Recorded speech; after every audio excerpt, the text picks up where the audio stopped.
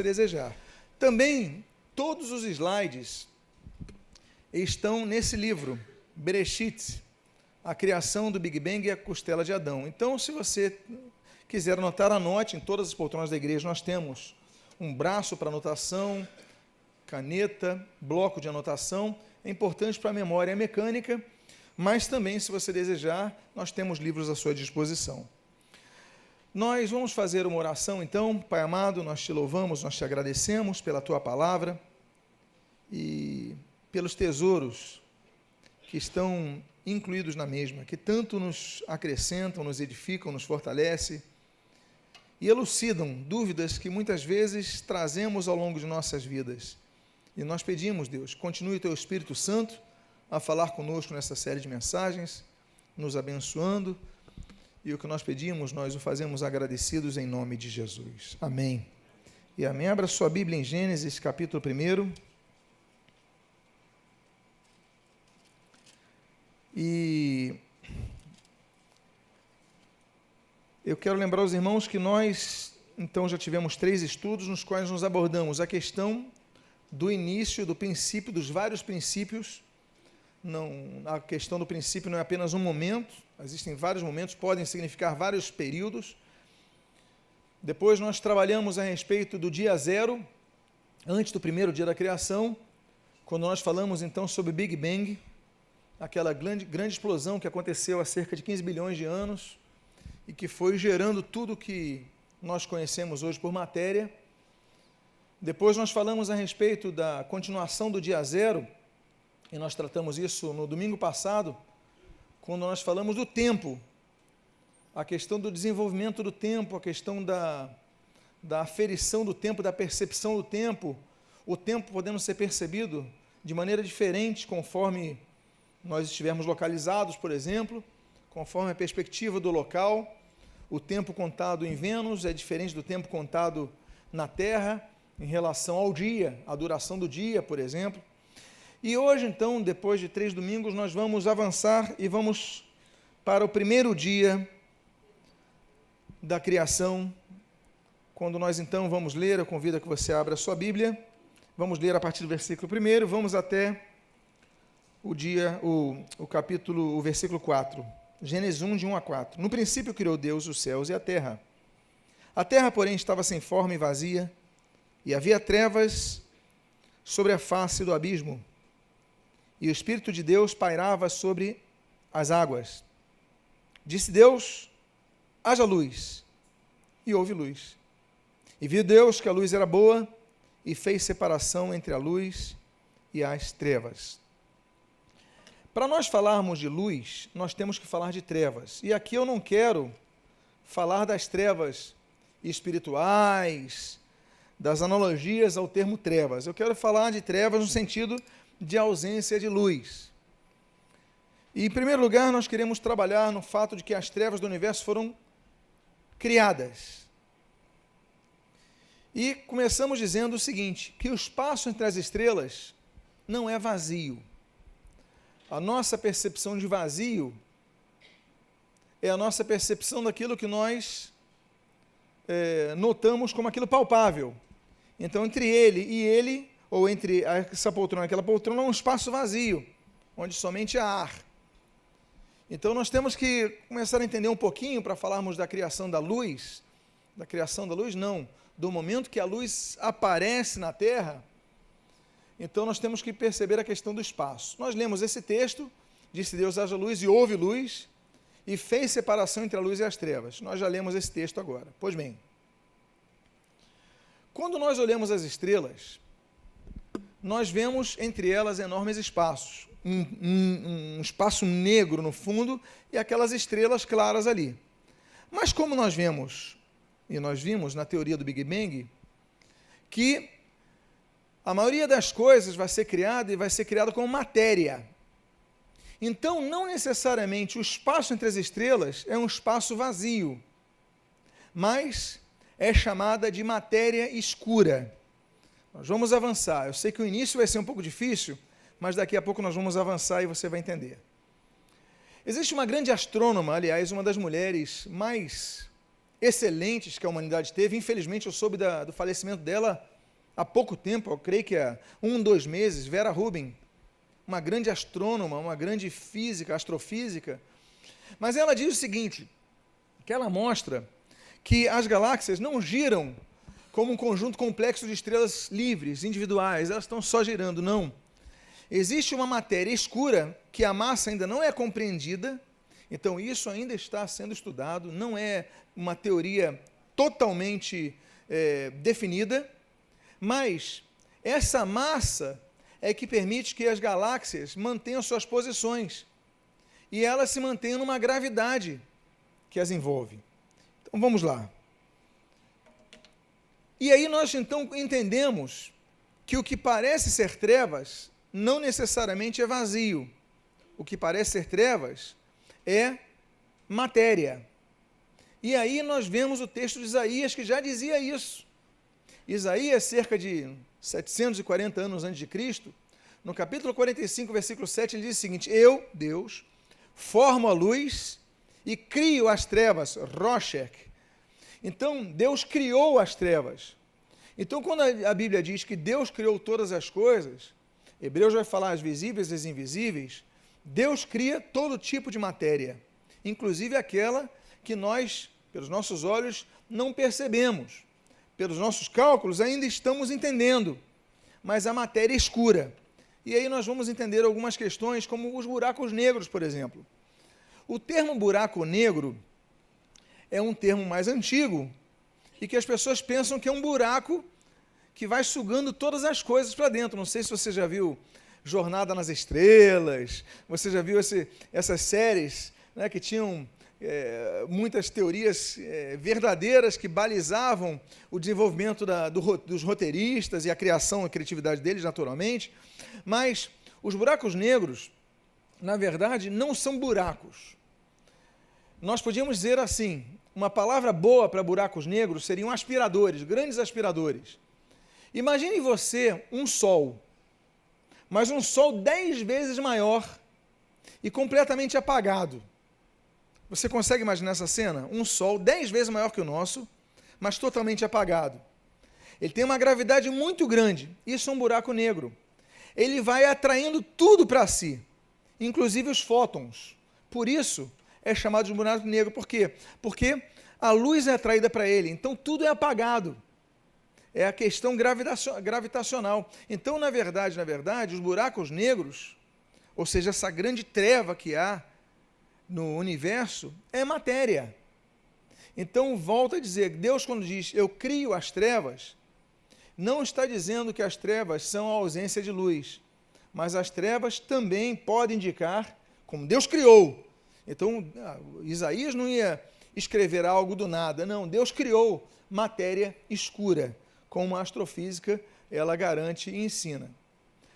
Mas, em um determinado momento, Deus diz assim, haja luz. E a Bíblia diz, e houve luz. Só que quando Deus diz, haja luz, a Bíblia não está dizendo que Deus criou a luz nesse primeiro dia.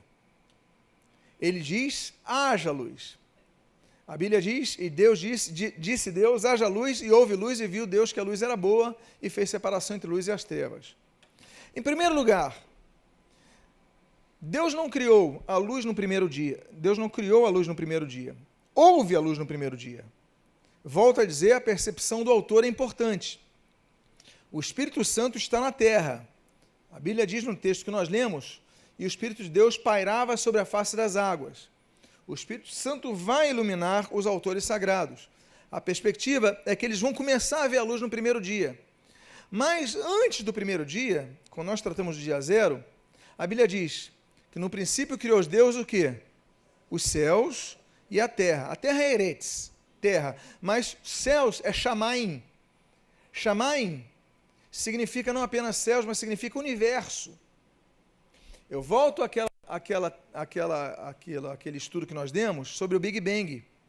Uma grande explosão vai sendo criada, uma grande força gravitacional e vai girando, por isso que os planetas têm formato circular, né, são globos, vai criando, vão se estendendo, vão se expandindo. Einstein vai confirmar o que Lemaitre falara. O universo está em expansão ainda, continua em expansão, através do Big Bang. E temos as forças gravitacionais. Deus criou então o Sol. Bilhões de anos depois, é que nós vamos começar a perceber o Sol na Terra. E eu vou explicar isso para vocês, que é o que me proponho a falar nessa manhã. Por que que o Sol só vai a luz do Sol só vai ser percebida no primeiro dia? E a Bíblia diz que só no quarto dia é que houve Sol, que surgiu o Sol. O Sol já tinha sido criado. Mas o que acontece? Em primeiro lugar, não existe o verbo criar, nem o verbo fazer, mas o verbo haver. Haja luz. Já havia bilhões de anos antes o Sol. O termo luz, é importante nós vermos aqui no hebraico. Luz é or, que significa luz, mas significa brilho, também pode significar ondas luminosas. Ou seja, a energia luminosa, o transporte daquilo, pode significar a palavra or. Então o que acontece?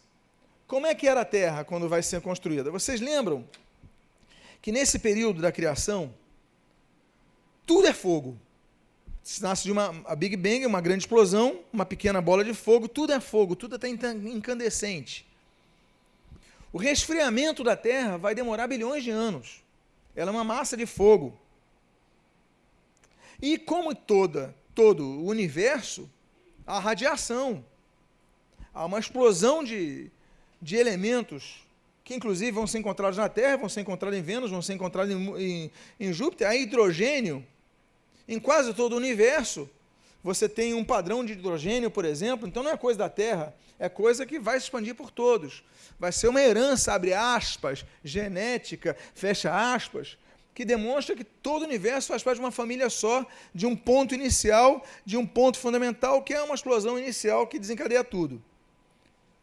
Mas, quando a Terra vai se arrefecendo, porque quando a Terra está toda partida, ela está cheia de fendas. Nós temos o núcleo da Terra, que é níquel, que é fogo puro, tem muito, então é incandescente a Terra. Mas nós vemos que já vai começar, dado a muito hidrogênio, nós vamos ver a questão dos gases que vão permitir que haja oxigênio, surja oxigênio, vamos ver já, e aí vamos ver a água. O que acontece? A água está em ebulição, muitos gases, você não consegue ver nada, está tudo escuro. Se você estivesse na Terra, você não conseguiria enxergar nada. Por quê? Porque os gases estão muito condensados, você não consegue enxergar o Sol e você não consegue enxergar nem a luz. Nesse primeiro dia, a Terra já está no processo de esfriamento. Então, ainda que o Sol já tenha existido antes, a partir de agora, já se começa a vislumbrar um pouco do que é luz. Haja luz e houve luz. Então, o que eu falei aqui, a atmosfera ela é opaca. E por ser opaca nesse primeiro dia, até o primeiro dia, você não consegue ver a luz, porque a luz não entra, não consegue entrar. Como nós falamos, a Terra teve muitas mudanças. Só de polos, houve 400 vezes a mudança no polo norte e no polo sul de lugar. Então, havia mudanças bruscas na estrutura da Terra, e nesse período, então, que já estamos vendo, já há o desenvolvimento desses gases, né, dessa variedade de gases, vai surgir ali o oxigênio, que permite que haja água. Então, nesse período, versículo 2, nós já vemos o seguinte: e o Espírito de Deus pairava sobre as águas. Só que era água fervente. As fendas geológicas estavam abertas. Então, quando você joga água, por exemplo, no fogo, o que sai? Não muita água, um pouquinho, você coloca um pingo de água no fogo, o que acontece? Sai um vapor, não é isso? Imagina esse choque de temperaturas. Você não consegue enxergar o sol, você não consegue enxergar sequer a luz.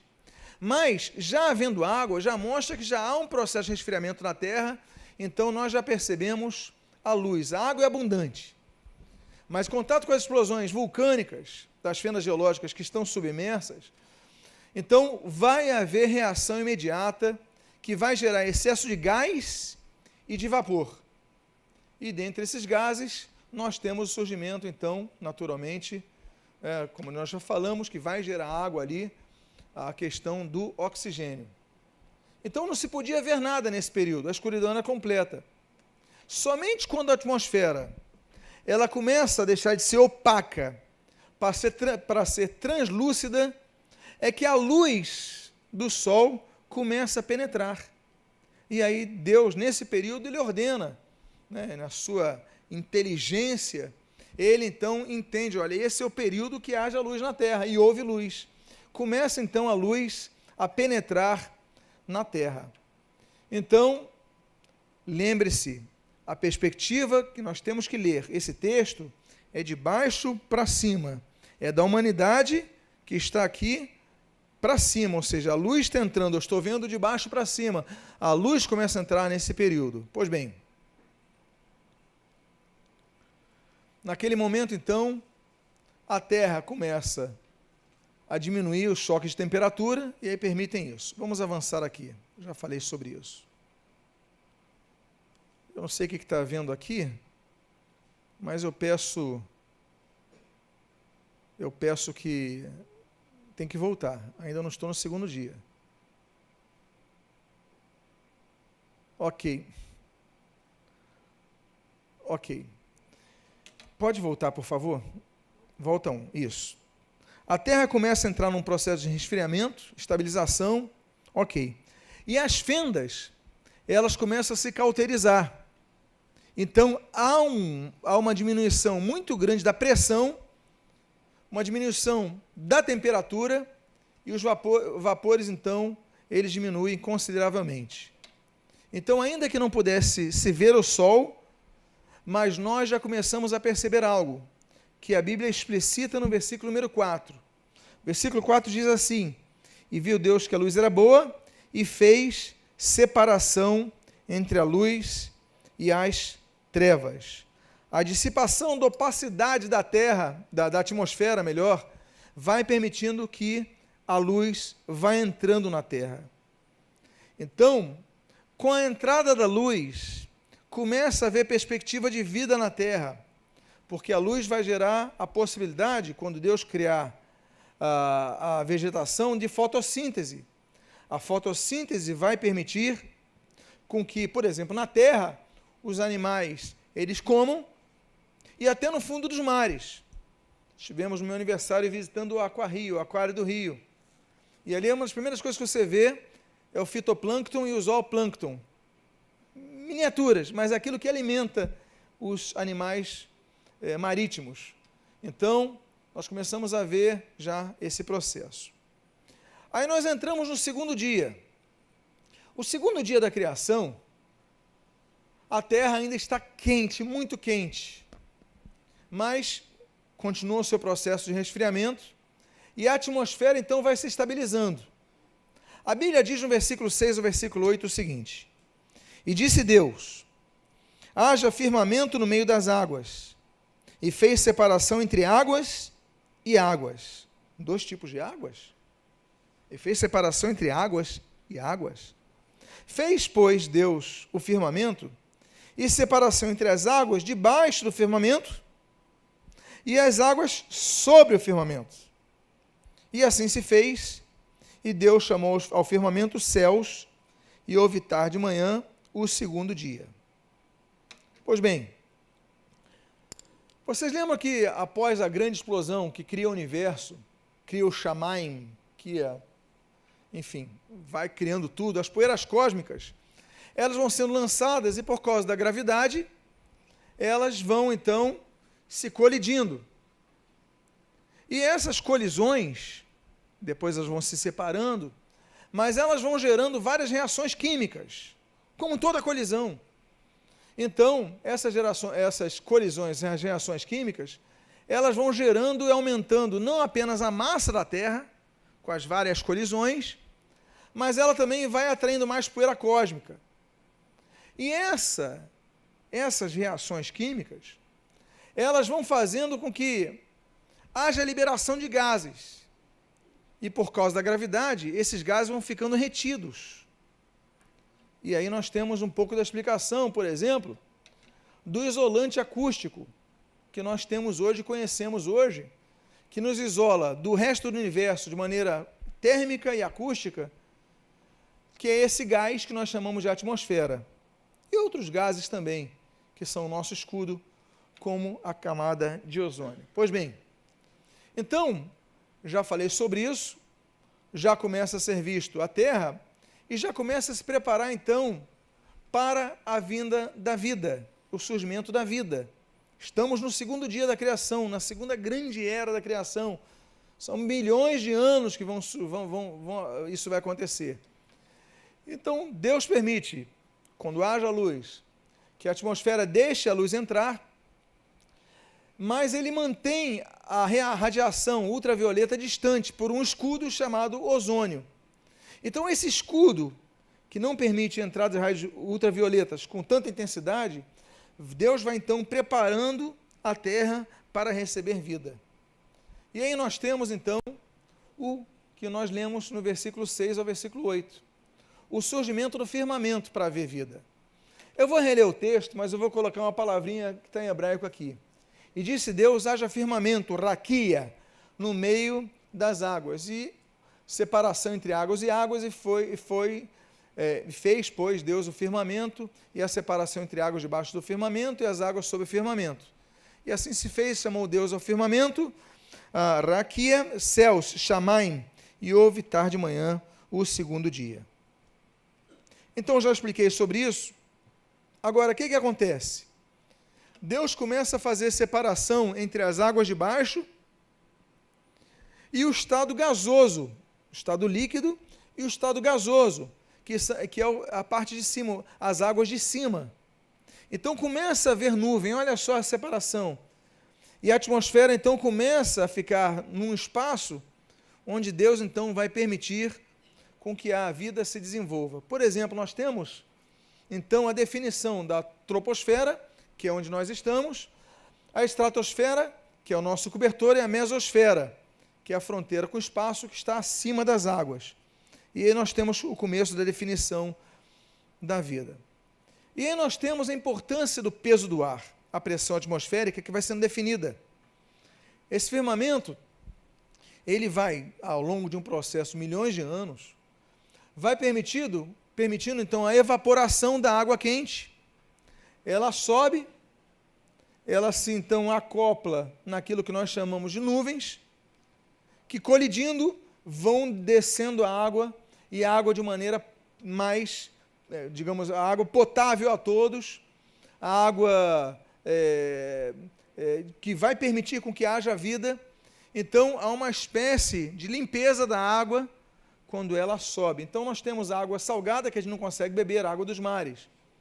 Mas ela é evaporada, há uma limpeza, e ela desce limpa para todos nós. Claro que nos locais que haja muita poluição, a água vai pegando poluição no meio do caminho. Mas a forma como ela sai lá, e nos locais com menos poluição, ela desce pura. Você pode abrir a boca e beber a água. Então há todo esse processo que Deus vai preparando, quando Deus cria o firmamento, para que haja essa possibilidade. Mas sobre a pressão atmosférica, que vai permitir com que nós tenhamos vida aqui, Galileu já fazia estudos sobre a oscilação dos corpos. Torricelli, 40 anos depois, 1648, ele vai falar a respeito da pressão barométrica. E Blaise Pascal vai provar matematicamente isso. Mas é interessante que, apesar de nós percebermos isso no século, por exemplo, 17, no meio do século 17, Jó já falara sobre a pressão atmosférica e o peso do vento antes. Olha que coisa interessante. Jó 28, 25, a Bíblia diz o seguinte: quando regulou o peso do vento. Ou seja, já falava sobre o peso do vento, já falava sobre isso que nos vai permitir viver. Se você for, por exemplo, tentar viver no Everest, no topo do Everest, o teu problema não vai ser só o frio, vai ser o quê? O ar que vai ficando o quê? Rarefeito. Quando um time de futebol vai jogar em La Paz, na Bolívia, eles têm que ir antes, não é verdade? Se você chegar um dia antes, você vai ter problema de quê? adaptação, porque quanto mais alto, mais... Então, Deus vai preparando toda a situação, a questão do ar, da atmosfera, a pressão, para que haja, então, vida. E nós temos, então, a separação das águas. Quando Deus fala, então, que há separação das águas, já falamos sobre isso, então já há calor suficiente. Com a entrada da luz, quando Deus disse haja luz, já há possibilidade de haver uma atmosfera que permita a vida. Por quê? Porque a terra vai se esfriando, as fendas vão se cauterizando, vão se fechando, então você já não tem um buraco que você pode cair hoje e ir para o centro da terra, você já tem fendas fechadas. E nós vamos falar já depois sobre isso, sobre os universos se expandindo e os continentes se expandindo, se definindo, fechando as fendas, os oceanos fechando as fendas. Então você tem o resfriamento da terra e com isso, então, você já tem a chuva trazendo uma estabilidade maior, a chuva trazendo um equilíbrio de temperatura, e você tem, então, a definição de uma temperatura que permite a água entre 0 grau e 100 graus. Pois bem, aí nós entramos no terceiro dia. E o terceiro dia, nós temos uma ordem de Deus. E a primeira ordem é a criação do grande continente que nós temos. Eu coloquei essa foto, depois vou voltar para ela. Por quê? Porque como é que era antigamente os continentes?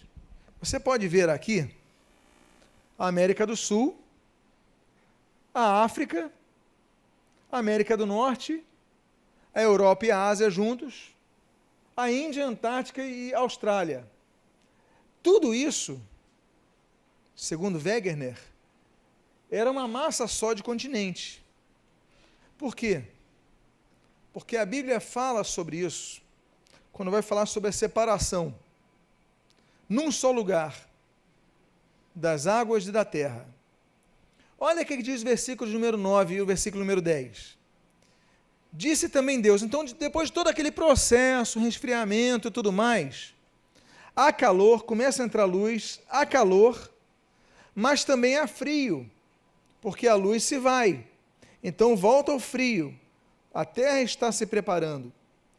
Aí Deus fala no versículo 9 e no versículo 10 o seguinte: disse também Deus, ajuntem-se as águas debaixo dos céus, num só lugar, e apareça o quê?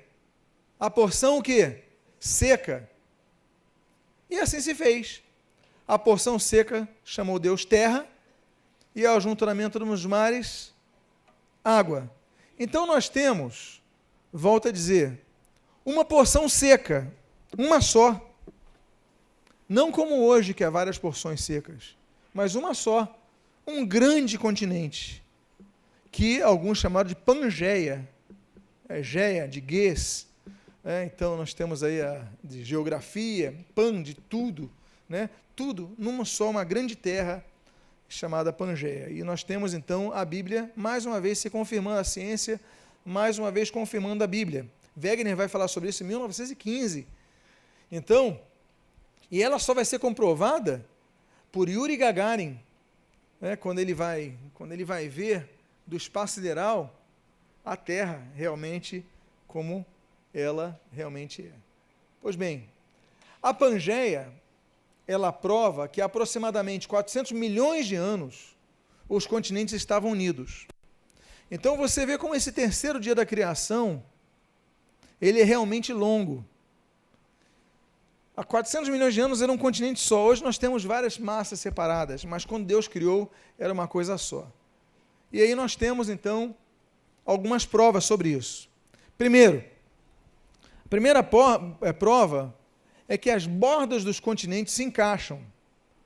Há 400 milhões de anos, a Pangeia era tudo uma massa só. Aí ela foi se separando e se separou em 2 grandes continentes, que hoje, pela história, nós chamamos Laurásia e Gondwana. Então, nós temos a parte, ela vai separar, e depois se separa mais ainda, nós temos os continentes atualmente. Vocês estão vendo que eles foram se separando? Então, a primeira prova é essa, que você vê que as bordas se encaixam. Por exemplo, América do Sul e África, se você unir, ela não se encaixa? e você vai encaixando a Europa aqui, por exemplo, Península Ibérica, no Golfo do México, ali na região da Flórida, do México, e você vai vendo que eles se encaixam. Segundo ponto, é que as formações rochosas dos dois lados do Oceano Atlântico, por exemplo, entre o Brasil e a África Ocidental, coincidem em idade, tipo e estrutura. Então, quando você, por exemplo, eu estou juntando a América do Sul, aqui está o Brasil, ok? Você entende um pouco do mapa do Brasil, não entende? A borda do Brasil, ela se encaixa nessa borda da África. E você vê nesses pontos, que são os pontos roxos, é a mesma formação rochosa, com a mesma idade, com as mesmas complexidades químicas. Elas estão tanto no Brasil como na África. Por quê? Porque estavam ligadas, estavam coladas. Então, mais uma vez, a ciência comprovando que a Bíblia diz que era apenas uma massa, uma terra só. E ela foi se separando. Outra coisa, algumas cadeias de montanhas antigas, elas têm a continuação em outro continente. Outra prova são os fósseis de criaturas terrestres. O mesmo fóssil que é encontrado num continente é encontrado em outro, separado por um oceano, mas são de criaturas que não podiam nadar. Ora, se elas não podiam nadar e foram encontrados fósseis do mesmo animal num continente e no outro, é porque ou elas foram de barco, que não é o caso, ou os continentes estavam ligados. Então, nós temos também essa questão.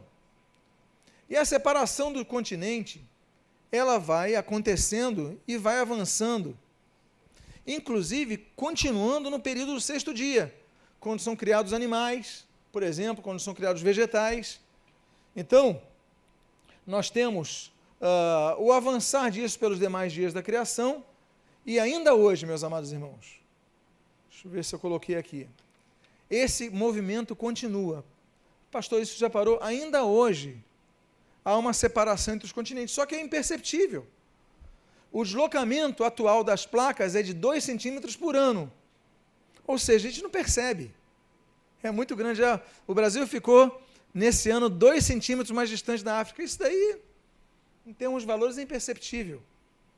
Agora, continua havendo esse deslocamento, que é muito lento, para você ver, então, o grau da complexidade dessa questão e a duração desse terceiro dia da criação.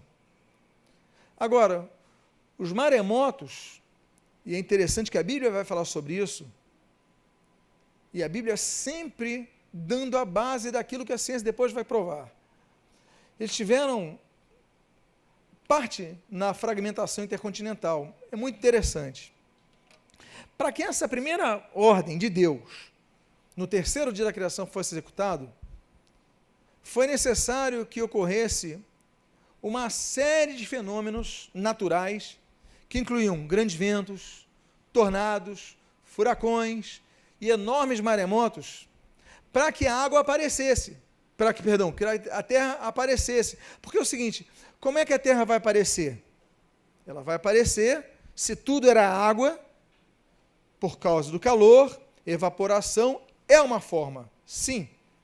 Mas a outra forma são fenômenos dos choques entre as massas que vão se juntando, maremotos, a terra, terremotos, a terra vai se juntando e com isso vão surgindo, as massas vão se levantando. Também é outro fenômeno. Vulcões, por exemplo, também vai acontecendo com que a terra comece a surgir no meio das águas. E o salmista, no capítulo 104 do Salmo, versículos 5 e 8, ele diz o seguinte, olha que coisa interessante, lançaste os fundamentos da terra, as águas ficaram acima das montanhas, a tua repreensão fugiram, a voz do teu trovão bateram em retirada, elevaram-se os montes, desceram os vales, até o lugar que lhes havias preparado. Ou seja, Deus vai fazendo com uma série, terremotos, vulcões, maremotos, junção das placas, tudo isso que vai acontecer em milhões e milhões e milhões de anos, vai fazer com que haja definição daquela massa que eu mostrei anteriormente, e isso vai, então, definindo a massa de terra e, posteriormente, as massas que hoje nós entendemos como as massas continentais. Volto a dizer, a terra já tinha sido criada antes. No princípio, criou Deus o quê? Os céus e o quê? A terra. Mas a terra estava sem forma, era vazia. Ela vai começar, então, a ter a sua forma ao longo dos milhões de anos. Então, aqui ela só aparece. Outro fato interessante, então, por causa disso, é o que nós vimos, mais uma vez, que a terra não é criada no terceiro dia. Ela aparece no terceiro dia. Por isso que a Bíblia diz assim, ajuntem-se as águas, versículo 9, e o quê? Apareça a porção seca. Então, quando Deus, através desses fenômenos naturais, explosões, vulcões, fendas que vão se juntando, criando maremotos, terremotos, tsunamis, o processo de aquecimento da terra, mas um aquecimento não radical, que vai permitindo com que haja uma evaporação, haja chuva e tudo mais, a terra vai surgindo. Então, a Bíblia vai mais uma vez sendo confirmada. E aí nós já falamos então sobre dois fatos interessantes. Primeiro, a terra aparece, uma vez que já tinha sido criada, e ela tinha sido criada habitável. Eu nem tratei sobre isso agora. Por que eu não tratei sobre isso nesses estudos? Porque quando eu falei sobre a terra ter sido criada para ser habitável, e logo depois aparece na Bíblia que a terra era sem forma e vazia, é que houve um evento catastrófico no meio dela que eu abordo no livro sobre anjos. Ok? Mas eu não vou entrar nesse assunto, porque senão a gente sai do nosso foco. O fato da terra ter sido criada anteriormente, eu falo sobre isso, criada anteriormente, habitada anteriormente, e aí sobre isso eu gastaria 2 dias para falar, e não é o caso, nosso foco aqui. Segundo ponto, durante milhões ou mesmo bilhões de anos, a terra foi submersa em transformação até que Deus deu a ordem que nós vemos ali, e a terra então passa a aparecer. Deus dá uma segunda ordem, e nisso eu vou então caminhando para o final desse estudo, na manhã deste domingo. No terceiro dia, nós temos então a segunda parte desse terceiro dia, é quando Deus dá uma ordem e surge a vegetação. É interessante que a vegetação ela vai surgir. A terra vai produzir a vegetação. Milhões de anos depois do início do terceiro dia, o terceiro dia dura muito tempo, Deus dá uma nova ordem, que a terra produzisse relva, ervas, sementes, árvores e frutos. Olha o que diz o texto bíblico. E disse, produza a terra relva, ervas que deem semente, e árvores frutíferas que deem frutos segundo a sua espécie, segundo a semente, esteja nela sobre a terra, e assim se fez. Nota bene, Deus não diz que criou a relva, Deus não diz que criou a vegetação, Deus diz que a terra produza. Por quê? Porque a terra, ela já tem muitos elementos químicos. E quando você mistura certos elementos químicos, eles vão permitindo que surjam algumas coisas. Naquele período, a terra foi produzindo vegetação. Então, já temos a possibilidade da fotossíntese. Por quê? Porque já entra luz na terra. Então, já há a possibilidade de haver, nesse período, já falei sobre isso, e a própria terra vai criando, então, a sua própria vegetação, que vai servir de alimento para os animais, vai servir de alimento para os animais terrestres, os peixes, por exemplo, como eu falei para vocês, temos o fitoplâncton, temos o zooplâncton no fundo dos mares, isso vai permitindo, então, que haja vida, comece a surgir vida. Então, o terceiro dia é importante, ele vai ter uma duração muito grande, muitos milhões de anos. Por quê? Porque tudo vai começar para a vida, para Deus criar a vida, para Deus criar os animais, para Deus criar o homem, tudo vai começar quando Deus cria, então, a possibilidade deles terem alimento que possa gerar energia para que o corpo não apenas se desenvolva, mas para que a mente se desenvolva bem. Por exemplo, para que você tenha energia para andar, para construir, para criar coisas.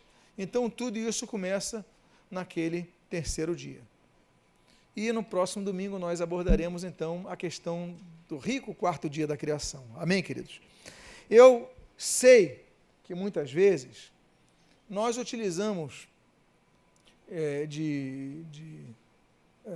linguagens que muitas vezes a gente fala assim, poxa, mas eu tenho que voltar muito tempo que eu não estudo sobre isso e tudo mais.